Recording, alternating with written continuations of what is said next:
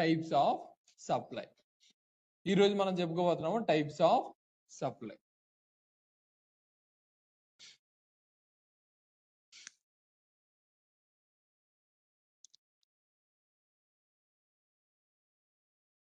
Supply అంటే ఏంటి basic గా?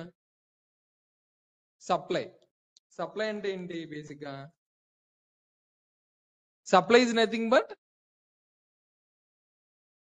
సర్వీస్ ఏమైనా ప్రొవైడ్ చేసినా, ఏమైనా గూడ్స్ ఏమైనా సేల్ చేసినా, మన నార్మల్ లేమన్ లాంగ్వేజ్ లో సేల్ అంటారు. మనం జిఎస్టీ చదువుతున్నాం కాబట్టి ఇప్పుడు ఎవరి దగ్గరికి వెళ్ళారు అనుకోండి సప్లై అనాలి, సేల్ అనకూడదు కదండి. సో సప్లై అంటే నథింగ్ బట్ సర్వీస్ ప్రొవైడ్ చేసేవాడు కానీ సేల్ చేసేవాడు కానీ, ఈ రెండు కూడా సప్లైలో కవర్ అవుతాయి. సో సప్లై అంటే మనకి అదనమాట కదండి. సో మనకి డిఫరెంట్ టైప్స్ ఆఫ్ సప్లైస్ ఏమున్నాయో మనం బుక్ కావాలా బుక్ ఇక్కడ ఉంటుందా? క్లాస్ అయిపోయిన తర్వాత తీసుకోవచ్చు కదా. అసలు నేను రాలేదా మీరు? ఓకే,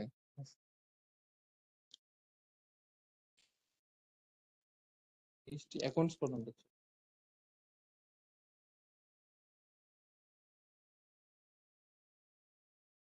ఇది అకౌంట్.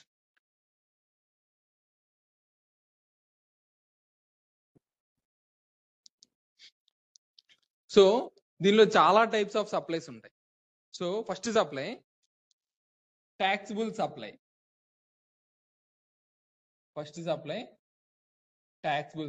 ట్యాక్సిబుల్ సప్లై అంటే ఏంటి?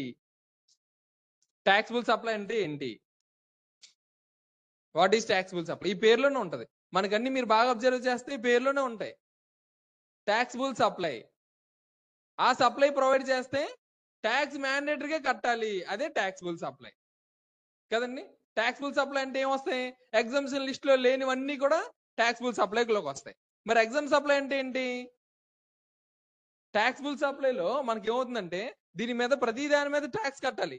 ఈ ట్యాక్సిబుల్ మొన్న చెప్పుకున్నామే ఎగ్జాంపుల్, మ్యానుఫ్యాక్చర్ ఎగ్జాంపుల్, అది కంప్లీట్ గా ట్యాక్సిబుల్ సప్లై. అది సప్లై ప్రొవైడ్ చేస్తే దాని మీద జిఎస్టీ కడుతున్నాము, అది మనం రిసీవ్ చేసుకుంటే దాని మీద ఇన్పుట్ రిసీవ్ చేసుకుంటున్నాం. So this is complete taxable supply. మరి సెకండ్ టైప్ ఆఫ్ సప్లై ఏంటి? ఏమై ఉంటది? ఇది ట్యాక్సిబుల్ అయితే రాసుకోవడానికి నేను టైం ఇస్తానండి, పార్టిసిపేట్. సెకండ్ది నాన్ ట్యాక్సిబుల్, దాన్ని ఏమనుకోవచ్చు? ఎగ్జామ్షన్ లిస్ట్ లో మెన్షన్ చేస్తే దాన్ని ఏమంటాము? Exempt supply. ఏమంటారు దీన్ని? ఎగ్జామ్ట్ సప్లైలో హాస్పిటల్ సర్వీసెస్, మీకు హాస్పిటల్ సర్వీస్ ఏమైనా చేశారనుకోండి, that is completely exempted. Educational services ఎప్పటి వరకు? అప్ టు 12th క్లాస్ వరకే. మళ్ళీ ఏమైనా సిఏ కానీ ఇంజనీరింగ్ కానీ ఇలాంటి ప్రొఫెషనల్ కోర్సెస్ చదివారనుకోండి, దాని మీద ప్రొవైడ్ చేసిన దానికి జిఎస్టీ పడుతుంది. అప్ టు 12th క్లాస్ అంటే బేసిక్ నెసెసిటీ, మినిమం అందరూ కూడా 12th క్లాస్ వరకు చదువుకోవాలి కాబట్టి అదంతా కూడా exempt. Agricultural services completely exempted. ఎందుకు agriculture exempted? Because agriculture is the backbone of the country అంటారు కదా, చిన్నప్పటి నుంచి మనం చదువుకోం. సో అగ్రికల్చర్ కంప్లీట్లీ ఎగ్జామ్టెడ్ చేస్తున్నాడు. మేజర్ సర్వీస్ ఇవి. ఎడ్యుకేషన్ కానీ, హెల్త్ సెక్టర్ కానీ, మనకి అగ్రికల్చర్ సెక్టర్ కానీ, ఇవన్నీ కూడా కంప్లీట్లీ ఎగ్జామ్టెడ్. కొన్ని ఇంకా ఇంపార్టెంట్ లిస్ట్, మీకు ఒక టాప్ 10 లిస్ట్ మన బుక్ లో ఆల్రెడీ మెన్షన్ చేశాను. ఆ లిస్ట్ గురించి ఒక రోజు మనం ఫుల్ డే క్లాస్ లో డిస్కస్ చేసుకున్నాం. ఇంకా ట్రస్ట్ లో మనం అన్నవరం వెళ్తాం. అన్నవరం కానీ, సింహాచలం కానీ ఇలాంటి దేవస్థానాలకు వెళ్ళినప్పుడు రూమ్స్ అకామిడేషన్ కి మనకి ఒక ప్రైస్ పెడతారు, అది అప్ టు 1000 రూపీస్ ఎగ్జామ్టెడ్. కళ్యాణం పెళ్లిళ్ళు కూడా అవుతుంటాయి మన చిన్న తిరుపతిలో కానీ, అలాంటి చాలా ప్లేసెస్ లో పెళ్లిళ్ళు కూడా అవుతుంటాయి. సో పెళ్లిళ్ళు ఇచ్చాడు అనుకోండి, అప్ టు 50,000 రూపీస్ ఎగ్జామ్టెడ్. మనం గుడి ముందుకు వస్తుంటే ఏముంటది? పిచ్చగలు ఉంటారా? వాళ్ళ తర్వాత వాళ్ళని కవర్ చేసిన తర్వాత అడుగునే వాళ్ళు కొంచెం ముందుకెళ్తే ఏముంటాయి? కర్పూరాలు, తాళ్ళు ఇవన్నీ అమ్ముతారు కదా, బయట వెళ్తారు. కమర్షియల్ స్పేసెస్ పర్ మంత్ అది కూడా 10,000 వరకు ఎగ్జామ్టెడ్. సో ఇలాంటి లిస్ట్ ఆఫ్ ఎగ్జామ్షన్స్ అన్ని కూడా మనం తర్వాత డిస్కస్ చేసుకున్నాం. సో ఇప్పుడు మనకు తెలియాల్సింది ఏంటి? ఒక ఎగ్జామ్షన్ లిస్ట్ ఉంటది, ఆ లిస్ట్ లో మనం ఏ సర్వీస్ ప్రొవైడ్ చేసినా ఆ లిస్ట్ కంప్లీట్ గా ఎగ్జామ్టెడ్, అంటే దాని మీద జిఎస్టీ ఛార్జ్ చెయ్యరు. ఆ లిస్ట్ లో ఎగ్జాంపుల్ మనం ఏం చెప్పుకున్నాము? అగ్రికల్చరల్ కానీ, హెల్త్ కేర్ సర్వీసెస్ కానీ, హాస్పిటల్ ఇండస్ట్రీ కానీ, తర్వాత ఏం చెప్పండి, ఎడ్యుకేషన్ ఇండస్ట్రీ, తర్వాత ఇలాంటి టెంపుల్స్ ఏమైనా ప్రొవైడ్ చేస్తాయి అది కూడా ఎగ్జామ్టెడ్. సో ఈ లిస్ట్ ఒకటి ఉందని చెప్పి ఒకటి మినిమం గుర్తుపెట్టుకున్నారనుకోండి, ఆ లిస్ట్ లోంచి ఏ సర్వీస్ ప్రొవైడ్ చేసినా దట్ ఈస్ కంప్లీట్లీ ఎగ్జామ్టెడ్. దీనిలో ఎవరికైనా డౌట్ ఉందండి? ఆ లిస్ట్ లో లేకపోతే ట్యాక్సిబుల్ సప్లై. అన్ని ఎగ్జామ్ చేయలేడు కదా, అన్ని ఎగ్జామ్ చేసాడు అనుకోండి గవర్నమెంట్ ఎగ్జామ్ట్ అయిపోద్ది కదా, గవర్నమెంట్ రెవెన్యూ రావాలి కాబట్టి అన్ని ఎగ్జామ్ చేయలేడు. సో ఒక స్పెసిఫైడ్ లిస్ట్ మాత్రమే పెట్టాడు, ఆ లిస్ట్ లో ఉన్నవి మాత్రం ఎగ్జామ్టెడ్, రిమైనింగ్ అన్ని కూడా ట్యాక్సిబులే. అదనమాట. ఇది అర్థమైందండి? ఎవరికైనా డౌట్ ఉందా? ఎగ్జామ్షన్ లిస్ట్ లో ఏమైనా సర్వీస్ ప్రొవైడ్ చేస్తే that is exempted supply. Taxable ఏమైనా అయితే ఎగ్జామ్టెడ్ లిస్ట్ లో ఉండదు కాబట్టి అది కంప్లీట్లీ ట్యాక్సిబుల్ సప్లై అయిపోతుంది. దీనిలో ఎవరికి డౌట్ లేదు. Clear? Next, nil rated supply. Nil rated supply ఇదేంటి? గెస్ చేయండి. నిల్ రేటెడ్ సప్లై ఆ పేర్లోనే ఉంది, nil rated supply. What is nil rated supply? Nil అంటే ఏంటి? ఏముండదు. నిల్ అంటే జీరో. రేటెడ్ సప్లై అది సప్లైయే, కానీ దాని మీద జిఎస్టీ రేట్ ఎంత? నిల్.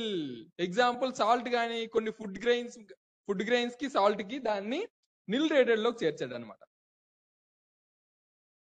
మరి అది ఎగ్జామ్టెడ్ లో పెట్టవచ్చు కదా, దాన్ని సపరేట్ గా నిల్ రేటెడ్ ఎందుకు పెట్టాడు? ఎగ్జామ్టెడ్ మీద మనం జిఎస్టీ ఏమైనా పే చేస్తామా? That is completely exempted. మనం ₹0 కూడా పే చేయం ఎగ్జామ్టెడ్ సప్లై. నిల్ రేటెడ్ దీని మీద కూడా పే చేయం. మరి రెండు కలిపి ఎగ్జామ్టెడ్ అని పెట్టవచ్చు కదా, దాన్ని సపరేట్ గా నిల్ రేటెడ్ అని ఎందుకు పెట్టాడు? ఏం పని లేకంటారు? ఏమంటారు?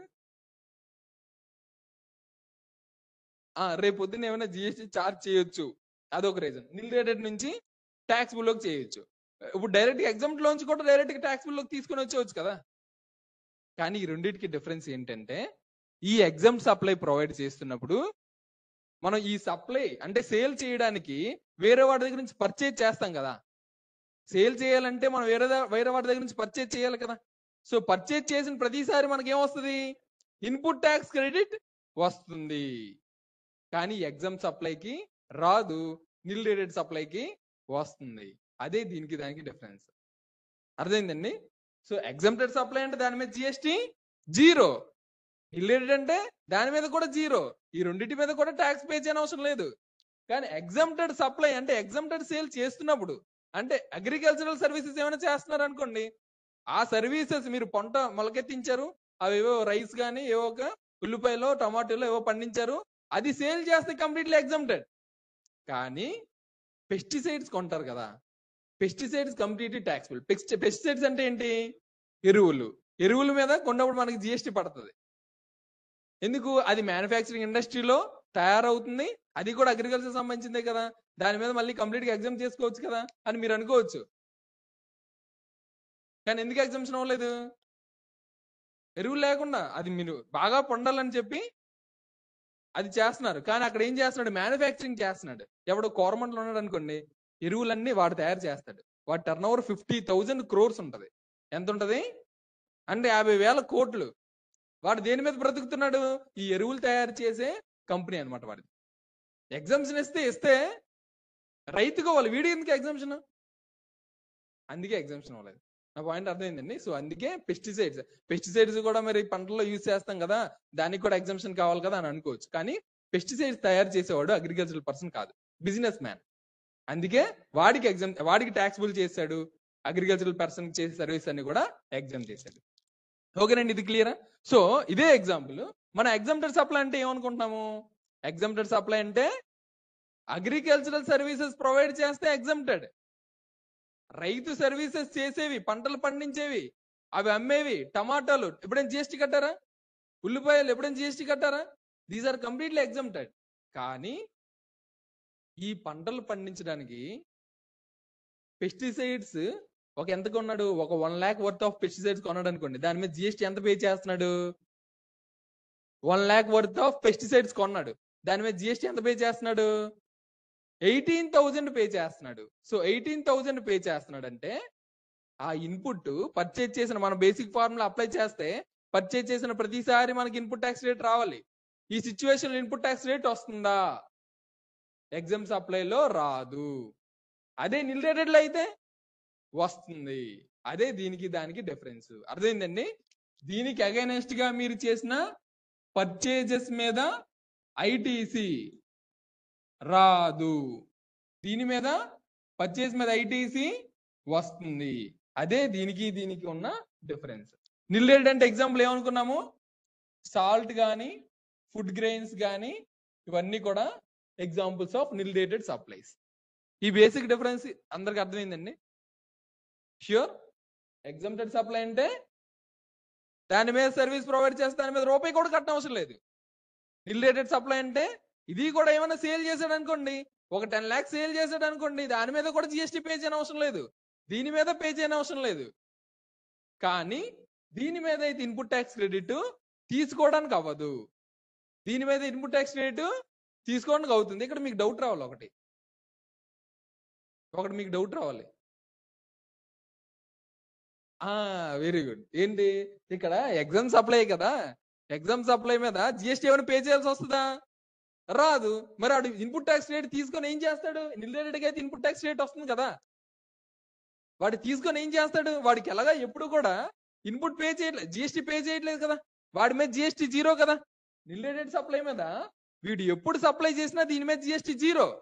ఎందుకు? This is nil rated supply. మరి వాడికి ఇన్పుట్ వచ్చినా సరే ఆ ఇన్పుట్ ఏం చేసుకుంటాడు? గెస్ చేయండి. రిఫండ్ పెట్టుకోవచ్చు. ఏం చేయొచ్చు?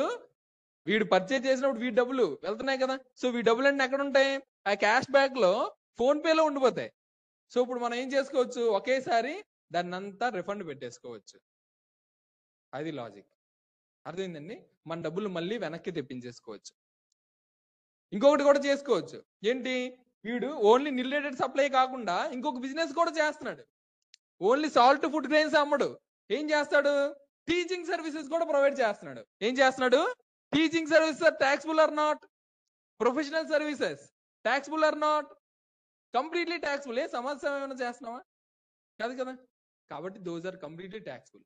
అప్పుడు ఏం చేస్తాడు? ఈ ఇన్పుట్ ని ఈ ట్యాక్స్ పేయబుల్ అంటే వీడు చేసినప్పుడు జిఎస్టీ చార్జ్ చేయాలి కదా, జిఎస్టీ పే చేయాలి కదా, ఆ పేయబుల్ కి దీన్ని అడ్జస్ట్ చేసుకుంటాడు. అర్థమైందండి? ష్యూర్? అందరికి అర్థమైందా? ష్యూర్. దీనిలో ఎవరికైనా తేడా ఉందా? ఆన్లైన్లో అందరికి అర్థమైందండి? చెప్పండి. సాల్ట్ కూడా టర్న్ ఓవర్ ఎక్కువ వస్తుంది కదా, దాన్ని ఎందుకు జిఎస్టీలోకి చేర్చలేదన్నా? సో జిఎస్టీలోకి చేర్చాలా వద్దా అన్నది, సాల్ట్ ప్రతి దానిలో నెసెసిటీ కదా, అది కూడా ఆహార పదార్థం కదా, సో దాని టర్న్ ఓవర్ ఎక్కువే ఉంటుంది. బట్ స్టిల్ ఏంటంటే గవర్నమెంట్ కౌన్సిల్ ఉంటుంది. ప్రతి మంత్ కూడా Nirmala Sitharaman along with finance minister అందరూ కలిసి ఏ ప్రొడక్ట్ల మీద పెంచాలా వద్దా అని చెప్పి వాళ్ళు డెసిషన్ తీసుకుంటారు. సో వాళ్ళు ఏ విధంగా డెసిషన్ తీసుకుంటారు? పబ్లిక్ అట్ లార్జ్ కి బెనిఫిట్ ఉందా లేదా? వాళ్ళు కూడా ప్రభుత్వమే కదా, సో వీళ్ళందరికీ యూస్ఫుల్ అయ్యేటట్టుగా పరిగణించి వాళ్ళు కన్సిడరేషన్ తీసుకుంటారు. సో దానికి ఒక కౌన్సిల్ మీటింగ్ ఉంటుంది, దాని మీద డెసిషన్స్ అన్ని వాళ్ళు తీసుకుంటారు. అదనమాట. అది ఇంకా ఎవరికైనా డౌట్స్ ఉన్నాయండి? సో ఎగ్జామ్టర్స్ ఇది చాలా ఇంపార్టెంట్. మనకి ఏంటంటే ఇప్పుడు సీనియర్ అకౌంటెంట్స్ కి కూడా ఈ విషయం తెలియదు. ఏంటి? ఎగ్జామ్టర్ సప్లై చేస్తారు, దాని మీద ఇన్పుట్ కూడా క్లెయిమ్ చేసేసుకుంటారు. ఇన్పుట్ ఎందుకు వస్తుంది?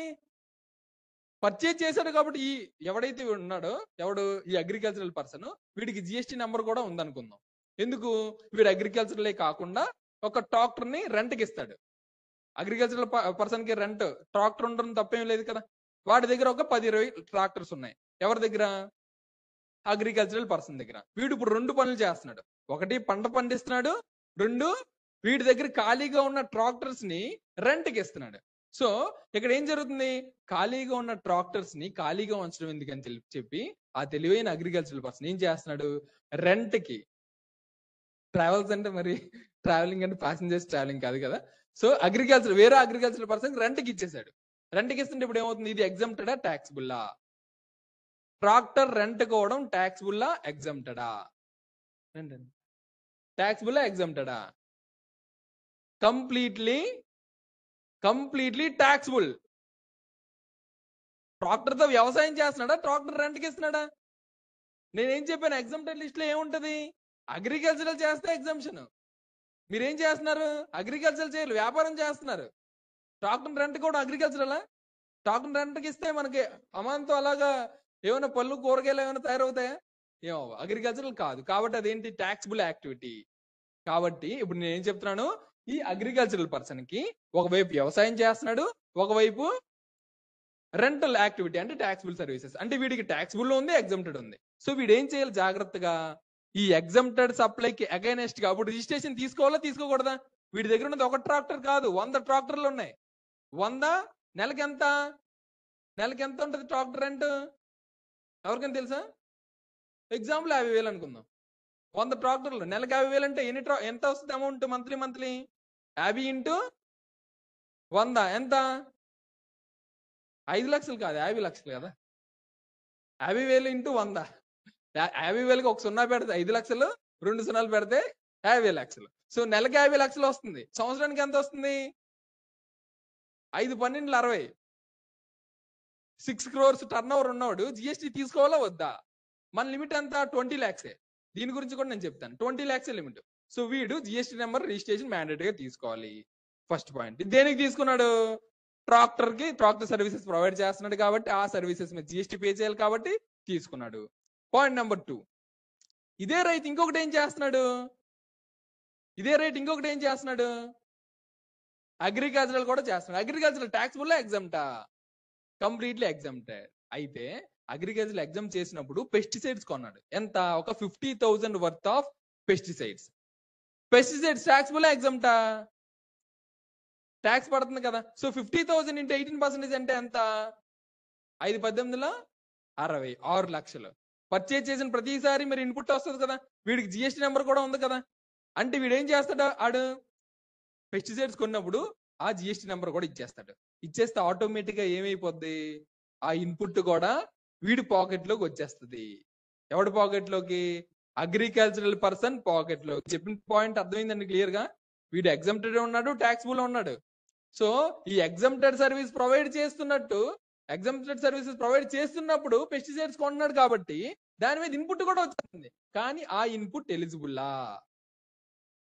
ఆ ఇన్పుట్ తీసేసుకోవచ్చా? ఈ ట్రాక్టర్ సర్వీస్ ప్రొవైడ్ చేస్తున్నాడు కదా, ఇక్కడ జిఎస్టీ లోంచి ఈ ఇన్పుట్ ని యూజ్ చేసేసుకోవచ్చా? ఇక్కడ ఏం చెప్పాను? Exempted supply, exempted sales or services provide చేస్తున్నప్పుడు దానికి అగైనెస్ట్ గా ఏమైనా పర్చేజెస్ మీద ఇన్పుట్ వస్తే దాన్ని తీసుకోవచ్చా? ఇంటూ మార్క్ అంటే ఏంటి? తీసుకోకూడదు. వీడికి మరి వచ్చేసిందా రాలేదా? వచ్చేసింది. ఇప్పుడు వీడు ఏం చేయాలి? వాలంటరీగా రివర్స్ చేసుకోవాలి, దాన్ని తీసుకోకూడదు. చాలా important point when you are filing GST returns. GST returns file చేసుకున్నప్పుడు ఇది వస్తుంది. ఇప్పుడుప్పుడే మీరు ఎక్కడైనా జాయిన్ అయ్యారనుకోండి, ఈ పాయింట్ రాకపోవచ్చు. అడ్వాన్స్డ్ లెవెల్లో డెఫినెట్ గా వస్తుంది. డిపార్ట్మెంటల్ ఇష్యూ, చాలా మంది అకౌంటెంట్స్ కి తెలియని విషయం. అర్థమైందండి? ఈ పాయింట్ అర్థమైంది నేను చెప్పింది. సో ఒక రైతుకి ఎగ్జామ్టెడ్, ట్యాక్సిబుల్ ఉంటే ట్యాక్సిబుల్ సప్లైకి అగైనెస్ట్ గా ఏమైనా ఇన్పుట్స్ తీసుకుంటే దాని మీద ఇన్పుట్స్ తీసేసుకోవచ్చు.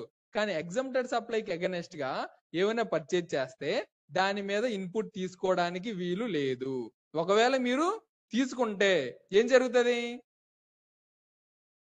డిపార్ట్మెంట్ వాడు దాన్ని చూస్తే 200% పెనాల్టీతో మీతో రివర్స్ చేయిస్తాడు, అలాంగ్ విత్ ఇంట్రెస్ట్.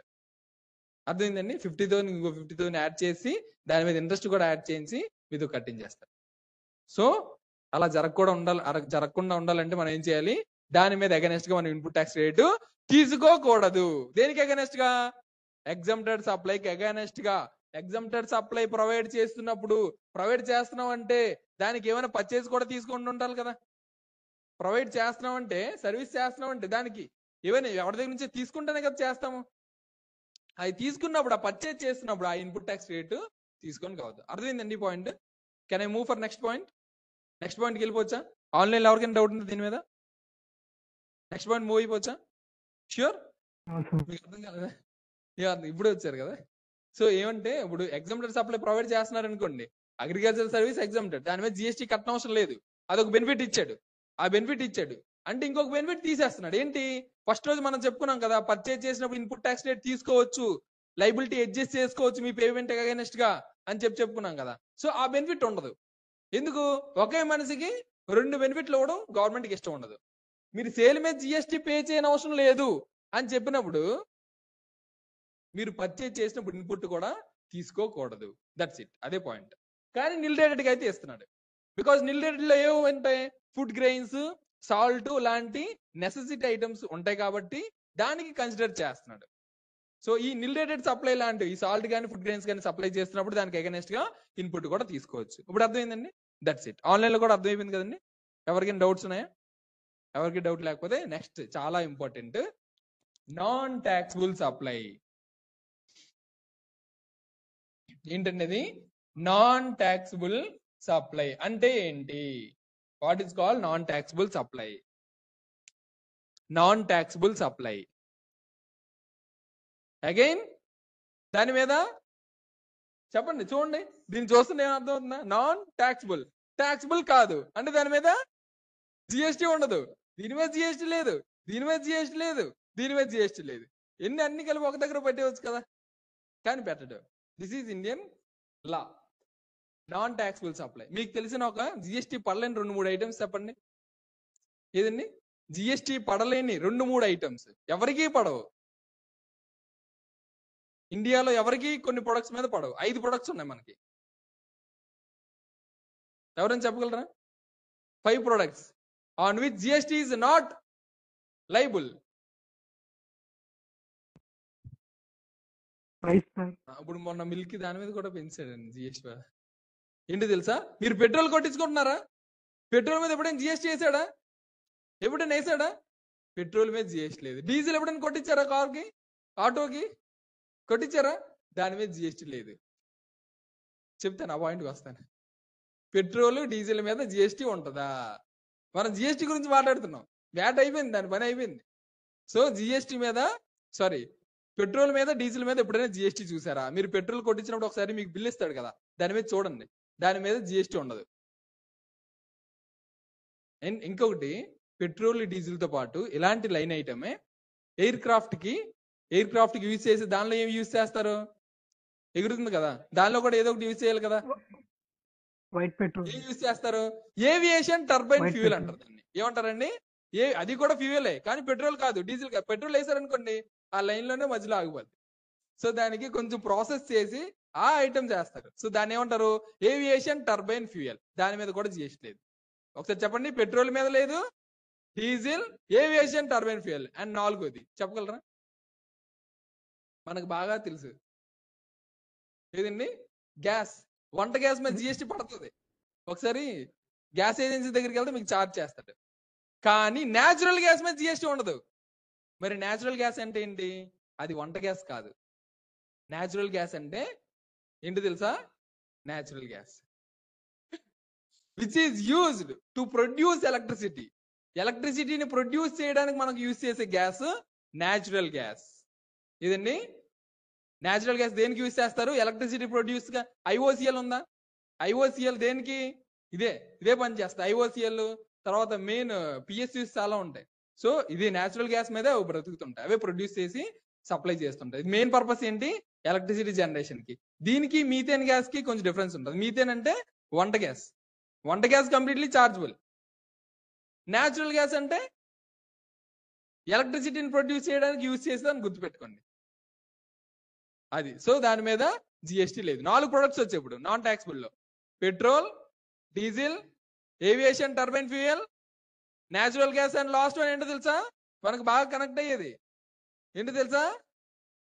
ఎవరైనా చెప్పగలరా? ఆల్కహాలిక్ లిక్వర్ ఉన్నప్పుడు ఎప్పుడైనా జిఎస్టీ పడిందా? ఆల్కహాలిక్ లిక్వర్ మీద జిఎస్టీ ఉండదు, అందుకే తాగేస్తారంటారు. సో ఈ 5 ప్రొడక్ట్స్ మీద జిఎస్టీ ఉండదు. ఏంటంటే ఫస్ట్ ఇది petrol, diesel, aviation turbine fuel, natural gas and alcoholic liquor. ఈ 5 ప్రొడక్ట్స్ మీద జిఎస్టీ లేదు. ఎందుకు లేదు? ప్రతి దానికి ఒక్కొక్క రీజన్ ఉంది. పెట్రోల్ కి, డీజిల్ కి, ఏవియేషన్ టర్బైన్ ఫ్యూయల్ కి, ఈ మూడింటికి ఎందుకు లేదో ఫస్ట్ డిస్కస్ చేద్దాం. అసలు జిఎస్టీ లేదంటే దానికి ఒక రీజన్ కూడా ఉండాలి కదా, లాజిక్ ఉండాలి కదా. సో ఎందుకు లేదంటే petrol, diesel, aviation turbine fuel మన రిసోర్సెస్ కాదు. అంటే మన ఇండియాలో తవ్వితే ఏమొస్తుంది? పెట్రోల్ వస్తుందా? ఏమొస్తుంది? వాటర్ వస్తుంది. పెట్రోల్ ఎక్కడనే వస్తుందా? అయితే చెప్పండి, నా బండికి నేను కావాల్సింది ఎంచుకొని వెళ్ళిపోతాను. సో ఇండియాలో ఎక్కడో కూడా ఉంటాయి. అక్కడ అస్సాం దగ్గర అటువైపు చిన్న చిన్న మైన్స్ ఉన్నాయి, కానీ అవి కంప్లీట్ కాదు. మనకి ఇండియా మొత్తానికి సరిపోవు. మన ఇండియాలో ఎంతమంది జనాభా ఉన్నారు? 1/6 of world population is in India. కాబట్టి మనం ఏం చేయాలి? పెట్రోల్ ని వేరే కంట్రీస్ నుంచి తీసుకొని రావాలి, అవునా కదా? వేరే కంట్రీస్ అంటే ఆ మిడిల్ ఈస్ట్ కంట్రీస్ ఉంటాయి, దుబాయ్ కానీ, అటు సైడ్ ఇంకేముంటాయండి, సౌదీ అరేబియా, అటువైపు తవ్వితే ఏమొస్తుంది, ఫుల్ గా ఆయిలే వస్తుంది, పెట్రోల్. సో అక్కడి నుంచి మనం ఇంపోర్ట్ చేసుకున్నాం, రష్యా నుంచి కానీ, హలో, రష్యా నుంచి కానీ, ఈస్టర్న్ కంట్రీస్ దగ్గర నుంచి కానీ, అంటే మిడిల్ ఈస్ట్ కంట్రీస్ దగ్గర నుంచి కానీ పెట్రోల్ తెప్పించుకుంటున్నాం అంటే దాని మీద కాస్ట్ మీద ఇది అక్కడ నుంచి పెట్రోల్ కొంటున్నాం కదా, ఆ కాస్ట్ మీద కంట్రోల్ ఎవరికి ఉంటది, ఆ కంట్రీస్ కి ఉంటది. మన ఇండియన్ గవర్నమెంట్ కి ఉంటది కంట్రోల్. ఇండియన్ గవర్నమెంట్ కంట్రోల్ లేదు. ఎందుకు లేదు, మన దగ్గర లేదు కాబట్టి వేరే వాడి దగ్గర నుంచి పర్చేజ్ చేస్తున్నాం, వాడు ఎంత అంటే అంత కొనాలి. సో ఇప్పుడు మీరు ఈ 3 ప్రొడక్ట్స్ ని జిఎస్టీలోకి యాడ్ చేశారనుకోండి, యాడ్ చేసి ఓన్లీ 18% అన్నారనుకోండి, అప్పుడు వాడి దగ్గర డిమాండ్ అంటే సప్లై తగ్గిపోతే వాడు ఏం చేస్తాడు, పెట్రోల్ రైస్ అమాంతం పెంచేస్తాడు. అమాంతం పెంచినప్పుడు ఏం చేస్తాడు, ప్రజెంట్ అయితే ఏం జరుగుతుంది, ఆ బడ్డీని అర్ధరాత్రే కంప్లీట్ గా 5 రూపీస్ 10 రూపీస్ మనమే తీసేస్తాడు. అదే జిఎస్టీలోకి తీసుకొచ్చాడు అనుకోండి, అలా వేయడానికి అవుద్దా, అలా వేయడానికి అవ్వదు. జిఎస్టీలో ఒకసారి తీసుకొచ్చాడంటే దాని మీద రేట్ చేంజ్ చేయాలంటే దాని మీద మీటింగ్స్ అవ్వాలి, ఫైనాన్స్ మినిస్టర్ అందరితో కన్సల్ట్ చేయాలి, అది చేయాలి ఇది చేయాలి, ఈ లోపు మొత్తం ఆవిరైపోద్ది. సో అంత టైం ఉండదు. ఎందుకు, పెట్రోల్ ఎప్పటికప్పుడు మనకు రిజర్వ్స్ తగ్గిపోయిన ప్రతిసారి మనం తెప్పించుకోవాలి. సో అది కష్టం కదా, అవునా కాదా, సెన్సిబుల్ అనిపిస్తుందా? ఇదేంటి, మనకి అక్కడ నుంచి తీసుకొని వస్తున్నాం కాబట్టి ప్రైసెస్ మన దగ్గర లేవు, మన దగ్గర కంట్రోల్ లేదు కాబట్టి అది జిఎస్టీలోకి పెడితే ఏమవుద్ది, ప్రైస్ తక్కువ ఉన్నప్పుడు బాగానే ఎంజాయ్ చేస్తాడు, ప్రైస్ డిమాండ్ అది పెరిగిపోతున్నప్పుడు ఆ బర్డెన్ అంతా కూడా గవర్నమెంటే బేర్ చేయాల్సి ఉంటది. ఎందుకు, ఇమీడియట్ గా జిఎస్టీ రేట్ పెంచడానికి అవ్వదు కాబట్టి. ఈ రోజు 18%, రేపు 28%, ఆ ఎల్లుండి 40% అంటే మన వాళ్ళు ఒప్పుకుంటారా, ఒప్పుకోరు. అలా చేస్తే ఏమవుద్ది, అలా మారుస్తూ పోతూ ఉంటే గవర్నమెంట్ మార్చేస్తారు నెక్స్ట్, అదే కదా. సో అందుకే ముందు జాగ్రత్త ఏం చేశారంటే జిఎస్టీ పర్సెప్షన్ ఈ 3 తేలేదు. Next natural gas obviously use for the purpose of electricity అందరికీ అవసరం, నెసెసిటీ కాబట్టి దాన్ని కూడా జిఎస్టీ పర్సెప్షన్ లోకి తీసుకొని రాలేదు. నెక్స్ట్ ఇంకొకటి ఉంది, ఏంటి, ఆల్కహాల్ లిక్కర్. ఇది దేనికి ఉపయోగపడుతుంది, దీని మీద జిఎస్టీ ఛార్జ్ చేయాలి కదా, దీని మీద ఎందుకు ఛార్జ్ చేయట్లేదు, బికాస్ దీని మీద already VAT, excise duty already existing ఉన్నాయి. ఆల్రెడీ దాని మీద నియర్లీ 45% ట్యాక్స్ పడుతుంది దాని మీద. సో ఇప్పుడు మన జిఎస్టీలోకి తీసుకొచ్చారు అనుకోండి, మాక్సిమం ఐజిఎస్టీ ఎంత, 40%, సిజిఎస్టీ ఎస్జిఎస్టీ అయితే 28%. సో ఆల్రెడీ ఎక్కువ రేట్ ఉన్నవి మళ్ళీ జిఎస్టీలోకి తీసుకొచ్చారు అనుకోండి, తక్కువ రేట్ అయిపోతాయి. సో ఎక్కువ ఎందుకు వదిలేసుకుంటాడు, ఆ మిగిలిన అమౌంట్ ఎందుకు వదులుకుంటాడు గవర్నమెంట్ వాడు, అందుకే దాన్ని జిఎస్టీ పర్సెప్షన్ లోకి తీసుకొని రాలేదు. దట్టు దాని మీద ఛార్జ్ చేసే పవర్ కూడా ఎవరికి ఇచ్చాడు, రెస్పెక్ట్ టు స్టేట్ గవర్నమెంట్స్ కి ఇచ్చాడు. ఇప్పుడు మన ఏపీ గవర్నమెంట్ ఉందనుకోండి, మనకి మెయిన్ రిసోర్స్ ఆఫ్ ఇన్కమ్ ఏంటి, అదే కదా. సో దాన్ని మళ్ళీ ఛార్జ్ చేస్తే స్టేట్ గవర్నమెంట్స్ అన్ని కూడా సెంట్రల్ గవర్నమెంట్ మీద దండయాత్ర చేస్తాయని చెప్పి దాన్ని కంప్లీట్ గా జిఎస్టీ పర్సెప్షన్ లోకి తీసుకుని రాలేదు. ఎంతవరకు అర్థమైందండి?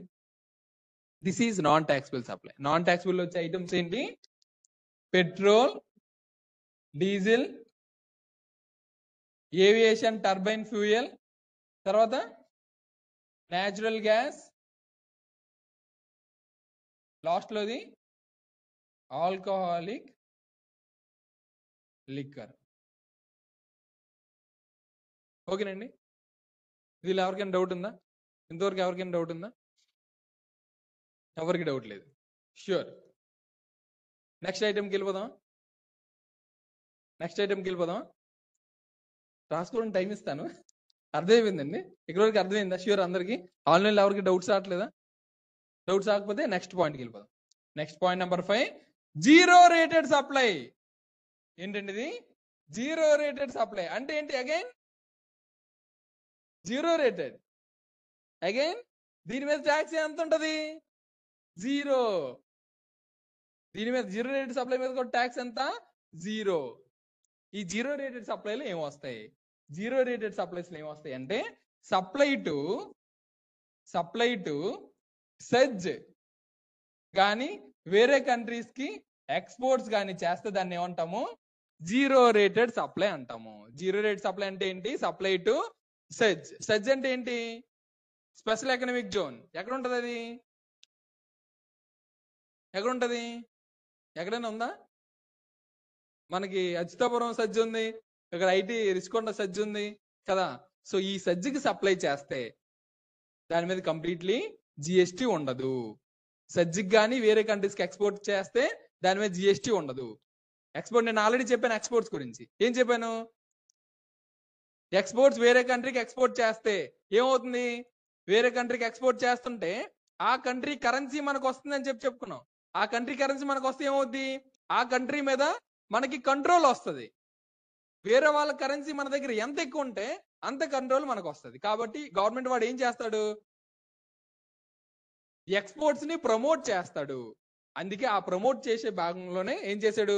ఎక్స్పోర్ట్స్ ఏమైనా చేస్తే దాని మీద జిఎస్టీ ఛార్జ్ చేయట్లేదు. దీనిలో ఎవరికైనా డౌట్ ఉందండి? ఎవరైనా వచ్చారా? మరి ఎటు చూస్తున్నారు? అర్థమైందండి? సో సప్లై టు సజ్జి కానీ సప్లై టు అదర్ కంట్రీస్ కానీ చేస్తే దాని మీద GST 0. But exports with payment కూడా ఉంటుంది. బట్ విత్ పేమెంట్ చేసాడనుకో వెంటనే రిఫండ్ ఇచ్చేస్తారు. మీకు డబ్బులు కట్టి కూడా కొన్ని కేసులు చేస్తారు. సో ఆ కేసులో ఏమవుతుంది? కడతారు, వెంటనే మీకు రిఫండ్ వచ్చేస్తుంది. ఎక్స్పోర్ట్స్ 2 ఉంటాయని గుర్తుపెట్టుకోండి, with payment, without payment. With payment చేశాడు అనుకోండి మీ డబ్బులు మీకు వెనక్కి వచ్చేస్తాయి. మరి వితౌట్ పేమెంట్ చేస్తే మీకు ఏం డౌట్ రావట్లేదా? వితౌట్ పేమెంట్ చేస్తే అప్పుడు కూడా ఇన్పుట్ ట్యాక్స్ రేట్ రిఫండ్ పెట్టుకోవచ్చు. అప్పుడు ఇన్పుట్ ట్యాక్స్ రేట్ ఎలా వస్తుంది? 0 రేటెడ్ సప్లై అంటే వేరే కంట్రీస్ కి ఎక్స్పోర్ట్ చేస్తున్నాను. వేరే కంట్రీకి ఏం ఎక్స్పోర్ట్ చేస్తున్నాను? కెమెరాస్ ఎక్స్పోర్ట్ చేస్తున్నాను.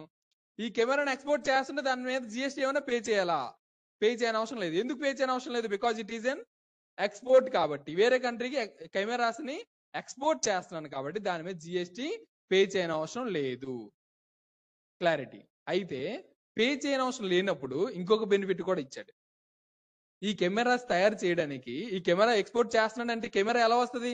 గాల్లో నేనేమో సృష్టించి ఇలా తయారు చేస్తానా? దానికి రా మెటీరియల్స్ కొనాలా, దానికి వైర్ కొనాలి, దానికి క్యాప్స్ కొనాలి, దానికి లెన్సెస్ కొనాలి. ఈ కెమెరా కావాలంటే చాలా ఐటమ్స్ కావాలి. ఈ ఐటమ్స్ అన్ని నేను ఏం చేస్తాను?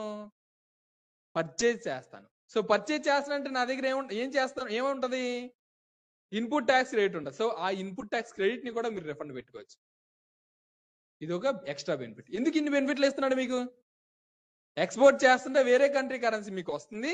ఎంత ఉంటే అంత మంచిది, ఎంత ఉంటే అంత బలం, కంట్రీకి అంత బలం కదండి. చెప్పండి. అవునండి. ఏరియాని ఎలా లొకేట్ చేస్తాం? అచితాపురం సెజ్ ఉంది కదండి, దాన్ని ఎలా లొకేట్ చేస్తాం? అలాంటివి ఎక్కడెక్కడ ఉన్నాయో ఎలా లొకేట్ చేస్తారనా? మీకు గూగుల్లో సెజ్ లిస్ట్ అని కొడితే వచ్చేస్తుంది. అంటే మీ డౌట్ ఏంటి? ఆ ఏరియా స్పెసిఫిక్ గా సెజ్ ఉందా లేదా? ఓకే, ఇప్పుడు ఒక కంపెనీ ఉంది, ఆ కంపెనీ అక్కడ స్పెసిఫిక్ గా సెజ్ లో ఉందా లేదా అని ఎలా తెలుసుకుంటారు అంటున్నారు. అంతే కదండి. ఒక కంపెనీ ఉంది, ఆ కంపెనీ సెజ్ లోనే ఉంది అని గ్యారంటీ ఏంటి? అదే కదా మీ డౌట్. జిఎస్టీ నెంబర్ మీద అది ఉంటది. జిఎస్టీ నెంబర్ ఇప్పుడు నేను చూపించబోతున్నాను నెక్స్ట్ ఇంకొక 5 minutes లో.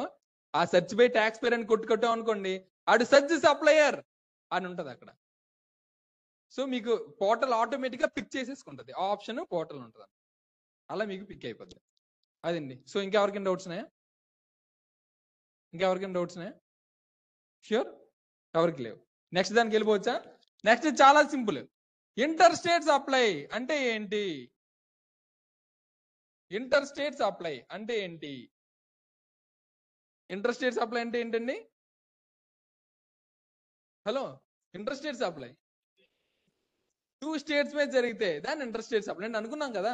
తెలంగాణ, ఆంధ్రప్రదేశ్ ఒకటి సప్లై చేసాము, దాని మీద ఐజిఎస్టీ పే చేసాము, సెంట్రల్ గవర్నమెంట్ రెవెన్యూ వెళ్ళింది, గుర్తుంది కదండి. ఇంటర్ అంటే 2 states, ఇంట్రా అంటే విత్ ఇన్ ద స్టేట్, అది కూడా ఇక్కడ వచ్చేస్తుంది. So intra state supply. Intra అంటే విత్ ఇన్, ఇంటర్ అంటే బిట్వీన్, అంతే. ఇంటర్ స్టేట్ సప్లై అదండి. ఇంతవరకు అందరికి అర్థమైందా? ఇంతవరకు అందరికి అర్థమైంది. ఇంకో 2 సప్లైస్ ఉన్నాయి. ఆ 2 సప్లైస్ కూడా అర్థం చేసుకున్నారంటే నిన్న ఒక మెట్టు ఎక్కాము, ఈ రోజు 2వ మీకు ఎత్తేసినట్టే. నిన్న కంప్లీట్ గా అర్థమైపోయిందా? నిన్న మీరు రాలేదు కదా, రాలేదు, వర్షం పడింది, నాకు పేరా తడిసిపోయారా? ఇక్కడికి వచ్చి ఎలాగో తడిసిపోయారు కదా, వచ్చేయాల్సింది కదా. ఓకే, ఆహా, మధ్యలో తడిసిపోయి మళ్ళీ అలా వెళ్ళిపోయారా? Very good. సో ఇంతవరకు అందరికి అర్థమైంది కదండి. సో ఇప్పుడు రాబోతున్నవి చాలా ఇంపార్టెంట్. ఇప్పుడు వరకు ఇవన్నీ ఏం చేస్తున్నాము? కెమెరా అంటే కెమెరా ఒకటే సప్లై చేస్తున్నాను, అగ్రికల్చరల్ ప్రొడక్ట్స్ అంటే అగ్రికల్చర్ ఒకటే సప్లై చేస్తున్నాను. కానీ ఇప్పుడు వచ్చేవి ఎలాంటివో తెలుసా? రెండేసి బాణాలు ఒకేసారి వదులుతాడు బాహుబలి లాగా. ఏంటంటే ఇప్పుడు వరకు ఒక బాణమే వదిలాము, ఏంటి ఒకటే సప్లై చేస్తాను. కానీ ఇప్పుడు అలా కాదు, 2-3 ఒకేసారి వదిలేస్తాను. ఎగ్జాంపుల్, రెస్టారెంట్ లో ఏంటంటే షూస్, ఏ software, shoes socks very 2-3 supplies అంటే అలాగా. ఇప్పుడు ఏసీ కొంటున్నాను, ఏసీ కొంటే రిమోట్ ఫ్రీ, అవునా కదా? ఏసీ కొంటే వారంటీ సర్వీసెస్ ఫ్రీ 6 months, అవునా కదా? ఏసీ కొంటే ఇన్స్టాలేషన్ సర్వీసెస్ ఫ్రీ, అవునా కదా? ఏసీ కొంటే దాని మీద కాపర్ వైర్ ఫ్రీ, అవునా కదా? ఎక్స్టెన్షన్ వైర్ ఇన్స్టాల్ చేసేటప్పుడు ఎక్స్టెన్షన్ వైర్ ఉంటుంది సరే. ఒక ఏసీ కొంటే మీకు ఎన్ని సర్వీస్ ఇస్తున్నాడు? రిమోట్ ఇస్తున్నాడు, ఇన్స్టాలేషన్ సర్వీస్ ఇస్తున్నాడు, సర్వీస్ ఇంకోటి ఏది ఇస్తున్నాడు? వారంటీ సర్వీస్ ఇస్తున్నాడు, కాపర్ వైర్ ఇస్తున్నాడు, ఇంకోటి ఇస్తున్నాడు. ఎన్ని ఇస్తున్నాడు? చాలా ఇస్తున్నాడు. ఇక్కడ మోర్ దెన్ 1 సప్లై ఉంది. అయితే ఈ ఏసీ మీద GST rate for the time being 28% అనుకుందాం. జిఎస్టీ ఎంతండి? 28%. సర్వీసెస్, నేను ఇప్పుడు installation services, warranty services, remote ఉంది చూసారా, దానికి జిఎస్టీ రేటు 18%. ఇప్పుడు నేను ఏ రేటు తీసుకోవాలి? నా పాయింట్ అర్థమైందండి? ఒకసారి మళ్ళీ చెప్తున్నాను. నేను ఇక్కడ మోర్ దెన్ 1 సప్లై చేస్తున్నాను. ఏంటి? ఏసీతో పాటు రిమోట్ సప్లై చేస్తున్నాను, ఇన్స్టాలేషన్, నేను సప్లైర్ పాయింట్ ఆఫ్ లో మాట్లాడుతున్నాను. ఇన్స్టాలేషన్ సర్వీసెస్ ప్రొవైడ్ చేస్తున్నాను, warranty services along with other services. ఒక ఏసీ ఒకటి 28% రేట్, మిగతావన్నీ కూడా 18% రేట్. నేను ఇప్పుడు 2 జిఎస్టీ రేట్లు మెయింటైన్ చేయాలా, ఒకటే మెయింటైన్ చేయాలా? ఒకటే మెయింటైన్ చేయాల్సి వస్తే ఏది మెయింటైన్ చేయాలి? ఎందుకంటే 28 ఎక్కువ ఉంది కాబట్టి 28. ఇప్పుడు రివర్స్ లో అయితే ఏసీ 18%, రిమైనింగ్ అన్ని కూడా 28%. ఇప్పుడు రివర్స్ చేశాను ఎగ్జాంపుల్. ఏసీ జిఎస్టీ రేట్ ఎంత? ఆయన ఇప్పుడు ఏమన్నారంటే 28 ఎక్కువ ఉంది కదా, గవర్నమెంట్ కి ఎక్కువ రెవెన్యూ వస్తుంది, ఎక్కువ ఛార్జ్ చేద్దాం అంటున్నారు. సో ఇప్పుడు నేను ఏం చేశాను? ఏసీ రేట్ 18%, రిమైనింగ్ అన్ని సర్వీసెస్ 28%. ఇప్పుడు చెప్పండి ఇదండి. ఇప్పుడు 18, మరి అక్కడ ఆయన ఇది ఎక్కువ అంటున్నారు.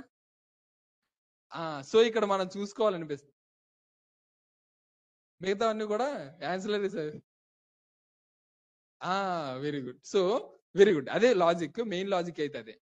సో ఒకదానికొకటి న్యాచురల్లీ బండిల్డ్ ఉండాలి. మీరు మోర్ దెన్ 2 సప్లైస్ ఉన్నారు, ఇది కొంటేనే అవన్నీ వస్తున్నాయి.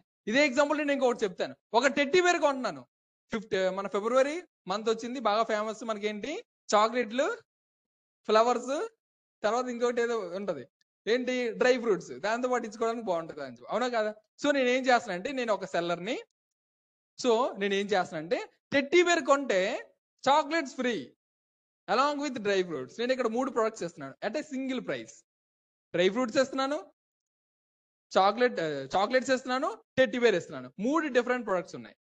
Chocolates GST rate 5%,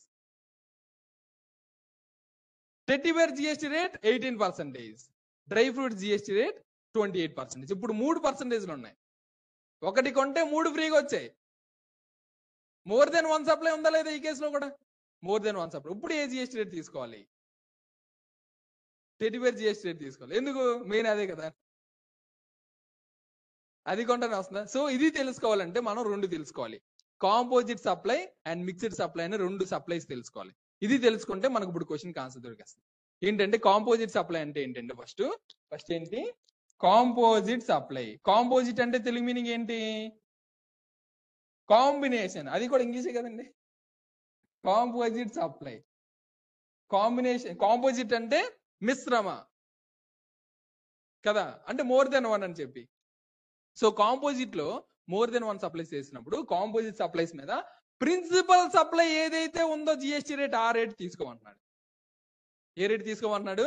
principal rate ఏదైతే ఉందో అదే తీసుకోవాలి. అయితే ప్రిన్సిపల్ జిఎస్టీ రేట్ తీసేసుకోవచ్చు, కానీ మీరు ఇక్కడ ఐడెంటిఫై చేయాల్సింది అసలు కాంపోజిట్ సప్లైస్ అంటే ఏంటి అంటే మోర్ దాన్ 1 సప్లై ఉండి ఆ సప్లై ఒకదానికొకటి న్యాచురల్లీ బండిల్డ్ అయి ఉండాలి. న్యాచురల్లీ బండిల్డ్ అంటే ఏంటి? లింక్డ్, అది లేకపోతే ఇది లేదు. అనుసంధానం అయ్యింది. ఏమంటారు? ఇప్పుడు ఏసీకి రిమోట్ లేకుండా పని చేస్తుందా? పని చేయదు. సో మీరు రెస్టారెంట్కి వెళ్ళి ఏం ఆర్డర్ చేశారు? రెస్టారెంట్కి వెళ్ళి ఉదయాన్నే వెళ్ళారు, ఇడ్లీ ఆర్డర్ చేశారు. ఇడ్లీతో పాటు సాంబార్ ఫ్రీ, దాంతో పాటు ఆ సర్వీసెస్ ఇంకా ఏమైనా కావాలని చెప్పి మీ దగ్గర తీసుకొచ్చి పెడుతున్నాడు కదా. ఆ సర్వీసెస్ అన్ని కూడా మీకు ఎలా వచ్చాయి? ఇడ్లీ ఆర్డర్ చేయడం వల్ల ఇవన్నీ వచ్చాయి. సో ఒకదానికి ఇడ్లీకి ఇవన్నీ కూడా అనుసంధానం కాదా? న్యాచురల్ బండిల్లే కాదా? నెక్స్ట్, ఇప్పుడు ఎయిర్పోర్ట్ టికెట్ కొనుక్కున్నారనుకోండి, ఇక్కడ నుంచి హైదరాబాద్ వెళ్ళాలి. సో 5,000 కాస్ట్ అనుకుందాం. వైజాగ్ లో మీరు వెళ్ళాలి. మీరు ఎక్కగానే ఏమడుగుతాడు? ఫస్ట్ 5 ఫ్లైట్ ఉంది, 4:55కి వచ్చేయండి, డైరెక్ట్ గా బస్ ఎక్కినట్టు ఎక్కించేద్దాం అంటాడా? అండ్ ఎప్పుడు రమ్మంటాడు? 1 గంట ముందు రమ్మంటాడు. 4కి వచ్చేయమంటాడు, ఎయిర్పోర్ట్ లో 4తో క్లోజ్ చేస్తాడు. 4 to 5 మనం ఎయిర్పోర్ట్ లో వెయిట్ చేయాలి. సో అక్కడ ఏ సర్వీస్ ఇస్తున్నాడు? లాంచ్ సర్వీసెస్ ఇస్తున్నాడు. ఏసీ ఫ్రీగా వస్తుందా? ఏసీ ఫ్రీగా వస్తుంది, ఎంజాయ్ చేస్తున్నారు. ఫుడ్ కూడా ఇస్తారు, ఫుడ్ ఫ్రీగా వస్తుందా? అక్కడ కొనుక్కోవాలి. సో అయితే మీరు ఇక్కడ ఏంటి జాగ్రత్తగా అబ్జర్వ్ చేస్తే, మీ ఎయిమ్ ఏంటి? అక్కడికి వెళ్ళి ఏసీ ఎంజాయ్ చేయడం మీ ఎయిమా? హైదరాబాద్కి వెళ్ళడం మీ మెయిన్ ఎయిమా? హైదరాబాద్కి వెళ్ళే మెయిన్ ఎయిమ్ లో ఇవన్నీ యాన్సిలరీ సర్వీసెస్, ఇవన్నీ కూడా మీకు ఫ్రీగా ఇచ్చాడు. సో ఇవి ఒకదానికొకటి లింక్డ్. సో దీనిలో ప్రిన్సిపల్ సప్లై ఏది? హైదరాబాద్ వెళ్ళడం, ticket is the principal supply. So దాని మీద ప్రిన్సిపల్ సప్లై ఏంటి? ఆ ఫ్లైట్ ఛార్జెస్ ఉన్నాయి చూసారా, ఆ ఫ్లైట్ ఛార్జెస్, ఆ సర్వీసింగ్ అనేది ప్రిన్సిపల్ సప్లై అవుతుంది, ట్రాన్స్పోర్టేషన్ సర్వీస్. సో ఆ ప్రిన్సిపల్ సప్లై మీద జిఎస్టీ ఏ రేట్ ఉంటే ఆ రేటే మనం జిఎస్టీ ఛార్జ్ చేయాలి. సో ఇప్పుడు మళ్ళీ ఈ ఎగ్జాంపుల్ వద్దాం. ఏసీ కొంటే remote free, installation service free, ఆ సర్వీస్ ఈ సర్వీస్ మొత్తం అన్ని సర్వీసెస్ ఫ్రీగా ఇచ్చాడు. అయితే ఏసీ అనేది ప్రిన్సిపల్ సప్లై. ఏసీ మీద జిఎస్టీ రేట్ ఎంత? 28%. సో ఆ 28% నే టోటల్ అమౌంట్ కి తీసుకోవాలి. లాజిక్ అర్థమైందండి? మళ్ళీ ఇంకొకటి చెప్పుకున్నాం, రెస్టారెంట్కి వెళ్ళారు, ఇడ్లీ కొన్నారా చట్నీ కొన్నారా? ఇడ్లీ. సో ఇడ్లీ మీద జిఎస్టీ రేట్ ఎంత అయితే అదే రేటు మొత్తం అప్లికబుల్ అవుద్ది. వాడు సర్వీస్ చేస్తున్నాడు కదా, వడ్డిస్తున్నాడు కదా, ఈ సర్వీస్ మీద 18% కదా అని అనుకోవచ్చు. బట్ స్టిల్ మన ప్రిన్సిపల్ సప్లై ఏది, దాని మీద జిఎస్టీ రేటే వీడు ఛార్జ్ చేస్తాడు. పాయింట్ అర్థమైందండి? అదే అనమాట. వీళ్ళు ఎవరికైనా అర్థం కాలేదా? ఇది composite supply. So composite supply అవ్వాలంటే ఒకటి ఉండాలి. ఏమై ఉండాలి? న్యాచురల్ గా బండిల్ అయి ఉండాలి. ఏమై ఉండాలి? న్యాచురల్లీ బండిల్డ్ అయి ఉండాలి. అంటే ఏంటి? ఒకదానికొకటి లింక్ అయి ఉండాలి. న్యాచురల్ బండిల్డ్ అంటే ఒకదానికొకటి లింక్. ఇడ్లీకి సాంబార్ లింక్, ఏసీకి రిమోట్ లింక్. సో అలా లింక్ అయి ఉండాలి. మరి న్యాచురల్లీ బండిల్ కాదని చెప్పి మనం ఎలాగా, దానికి సెపరేట్ డెఫినేషన్ ఏం లేదు యాక్ట్ లో, మరి ఎలా గెస్ చేస్తాము? న్యాచురల్లీ బండిల్డ్ కి మనకి మార్కెట్ లో పెద్ద డెఫినేషన్ ఏమి లేదు, జిఎస్టీ యాక్ట్ లో డెఫినేషన్ ఏమి లేదు. కానీ ఎలా గెస్ చేస్తాము? ఎలా ఐడెంటిఫై చేస్తాము? మొబైల్ విత్ చార్జర్, మొబైల్ కొంటే చార్జర్ ఫ్రీ, కానీ యాపిల్ ఫోన్ కొంటదా? ఉండదు. సో మీరు ఇక్కడ ఎలా ఐడెంటిఫై చేయాలి? బయట మార్కెట్ లో ఆ పర్టికులర్ ప్రొడక్ట్ కి ఎలా ఇస్తున్నారు, బయట మార్కెట్ అంతా ఏది ఫాలో అయితే దట్ ఈస్ న్యాచురల్లీ బండిల్. ఏసీకి రిమోట్ అన్ని ఇస్తున్నారా? అందరు ఏ కంపెనీ అయినా ఇస్తాడు. So that is naturally bundle. Idli కొంటే సాంబార్ అందరూ ఇస్తున్నారా? అది న్యాచురల్లీ బండిల్. అయితే ఇప్పుడు డ్రై ఫ్రూట్స్ మనం ఏంటి, ఇందాక ఇంకొక ఎగ్జాంపుల్ చెప్పుకున్నాం, ఏంటి? ఎట్టి పేరు కొంటే డ్రై ఫ్రూట్స్ ఎవడైనా ఫ్రీగా ఇస్తున్నాడా? అలాంటి వాడు ఎవడైనా ఉంటే చెప్పండి, నేను కూడా రోజు డ్రై ఫ్రూట్స్ వాడతాను కదా. సో ఇక్కడ మీరు ఏం చూసుకోవాలి? అది న్యాచురల్లీ బండిల్డా? న్యాచురల్లీ బండిల్డా? డ్రై ఫ్రూట్స్ కొంటే టెట్టిపోర్ ఫ్రీయా, చాక్లెట్స్ ఫ్రీయా? ఒకదానికొకటి మిక్స్డ్. అక్కడ ఆర్టిఫిషియల్ గా ఉన్నాయా లేదా? 3 కూడా. సో ఆ 3 కూడా ఆర్టిఫిషియల్ గా ఉన్నాయి కాబట్టి దాన్ని ఏమంటాము? మిక్స్డ్ సప్లై, కాంపోజిట్ సప్లై అన్నాము. కాంపోజిట్ సప్లై ఎప్పుడు అంటాము? అది న్యాచురల్ గా బండిల్ అయితే. న్యాచురల్ గా బండిల్ కాకపోతే మిక్స్డ్ సప్లై అంటాము. ఏమంటాము? అదే last type of supply, mixed. అన్ని కూడా మిక్స్ చేసేసి కొట్టేస్తున్నాము, మిక్సీ కొట్టేస్తున్నాం కాబట్టి దాన్ని ఏమంటాడు? Mixed supply. ఇది న్యాచురల్లీ బండిల్డా? కాదు, నాట్ న్యాచురల్లీ బండిల్డ్. దీనిలో ఎవరికైనా డౌట్ ఉందండి? దీనిలో ఎవరికైనా డౌట్ ఉందా? సో దీనికి జిఎస్టీ రేట్ ఏం ఛార్జ్ చేస్తారు? Mixed supply okay, naturally bundle కాకపోతే మిక్స్డ్ సప్లై అనుకున్నాం. న్యాచురల్లీ బండిల్ అయితే principal supply, principal supply. Natural bundle అయితే కాంపోజిట్ సప్లై. దాని మీద జిఎస్టీ రేట్ ఏం చేయాలి? ప్రిన్సిపల్ మీద ఏ జిఎస్టీ రేట్ ఉంటే అదే చార్జ్ చేస్తాము. మరి మిక్స్డ్ సప్లై న్యాచురల్లీ బండిల్ కాకపోతే మిక్స్డ్ సప్లై అనుకున్నాము. మరి మిక్స్డ్ సప్లై ఉన్నప్పుడు ఏ జిఎస్టీ రేట్ తీసుకోవాలి? ఏది తీసుకోవాలి? 3 రేట్లు ఉన్నాయి కదా. సో 3 రేట్లు ఉన్నాయి కాబట్టి ఏదైతే హైయెస్ట్ ట్యాక్స్ రేట్ ఉందో అది చార్జ్ చేస్తున్నాడు. ఇక్కడ ప్రిన్సిపల్ దగ్గర ఇక్కడ మీరు ఏసీ 18%, రిమైనింగ్ అన్ని 28% అయినా సరే హైయెస్ట్ తీసుకోవట్లేదు. ప్రిన్సిపల్ ఏదైతే ఉందో ఆ రేట్ తీసుకున్నాడు. ఇక్కడ జిఎస్టీ రేట్ ఏది ఎక్కువ ఉంటే, ఆ మూడిట్లో ఏది ఎక్కువ రేట్ ఉంటే ఆ జిఎస్టీ రేట్ తీసుకున్నాడు. అర్థమైందండి పాయింట్? అదనమాట. సో మిక్స్డ్ సప్లై అంటే హైయెస్ట్ ట్యాక్స్ రేట్ తీసుకుంటాడు, కాంపోజిట్ రేట్ అయితే ప్రిన్సిపల్ సప్లై. కాంపోజిట్ సప్లై అంటే ఏంటి? మోర్ దెన్ 1 సప్లై ఉంటది, బట్ ఒకదానికి ఇంకొకటి interlinked, naturally bundled. Mixed supply అంటే ఇది కూడా మోర్ దెన్ 1 సప్లై, బట్ ఒకదానికి ఒకటి లింక్ ఉండదు. This is not naturally bundle, this is naturally bundle. దీని మీద జిఎస్టీ రేట్ ఏం తీసుకోవాలి? Principal supply. దీని మీద ఏం తీసుకోవాలి? హైయెస్ట్. That's it. ఇదే టైప్స్ ఆఫ్ సప్లై. ఇదే ఈరోజు క్లాస్. అర్థమైందండి అందరికి? మీకు టైప్ ఆఫ్ డీలర్స్ తెలిసిపోయిందా? మనకి ప్రపంచం కాదు, ఇండియాలో ఉన్న టైప్స్ ఆఫ్ డీలర్స్ అందరూ తెలిసిపోయింది. ఇండియాలో ఉన్న టైప్స్ ఆఫ్ సప్లైస్ అన్ని తెలిసిపోయింది. ఇంకా మీకు తెలియాల్సింది ఏంటి? జస్ట్ రిటర్న్స్ చేసేయడం, ఇంకో కొంచెం థియరిటికల్ నాలెడ్జ్. ఇంకొక 4-5 days థియరిటికల్ గా చెప్పుకుందాం, దాని తర్వాత ప్రాక్టికల్. ఈ రోజు